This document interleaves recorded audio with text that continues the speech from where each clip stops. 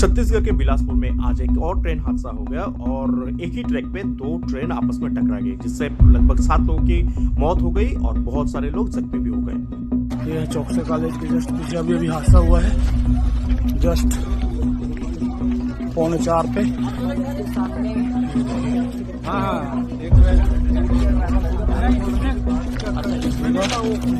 तो हमारे प्यारे रेलवे मिनिस्टर श्री अश्विनी वैष्णव जी, मैं आपसे पूछना चाहूंगा, क्या आपका कोई अकाउंटेबिलिटी नहीं है? मतलब अभी ने कुछ दिन पहले कहा था ना कि एक रेलवे में हाईटेक सिस्टम आप लोग लॉन्च कर रहे हैं जिसका नाम है कवच।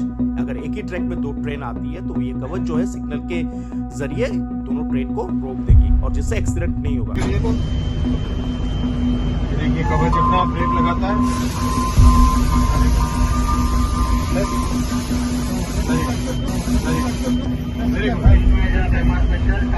तो फिर कहाँ है वो कवच? Because this is not for the first time। ऐसा एक ही ट्रैक पे दो ट्रेन आपस में टकराने के इंसिडेंट और भी हुए हैं। तो कहाँ है वो कवच? पहले रेलवे एक अगर दुर्घटना होती थी तो उसे बहुत एक बड़ा दुर्घटना माना जाता था और जो मिनिस्टर होते थे, चाहे कोई भी पार्टी की हो, वो लोग सामने से आके अकाउंटेबिलिटी खुद के ऊपर लेते थे। क्या आपकी कोई अकाउंटेबिलिटी नहीं है?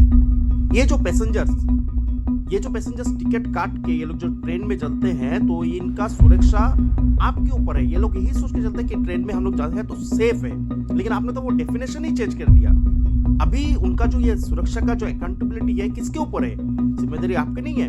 या फिर आप एक राज्यसभा के एमपी हो, आपने तो कहीं से इलेक्शन खेला ही नहीं है, इसलिए आप कोई जनता के सामने जैसे अकाउंटेबल नहीं हो, इसलिए आप लोगों ने आपने सोच लिया कि आप मतलब रेल में भी अकाउंटेबल नहीं हो। लेकिन आपकी ये सोच गलत है। आपको इतने बड़े एक ओहदे पे रखा गया है, मतलब इस डिपार्टमेंट जो रेलवे है इसके मिनिस्टर आप हो, तो पूरी अकाउंटेबिलिटी आपके ऊपर है। आपसे मतलब 2-3 एम्प्लॉय के ऊपर दोष देके खुद का पलड़ा झाड़ोगे, ये नहीं हो सकता है।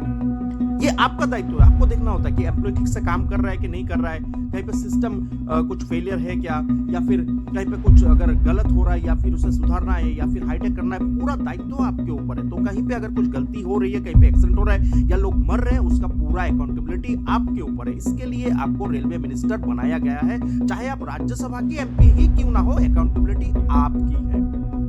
आप ये भूलो मत, आपको ये करना है। लेकिन आप क्या कर रहे हो? आप रील शेयर कर रहे हो, मोदी जी की वीडियो शेयर कर रहे हो। व्यवस्था कैसी रही?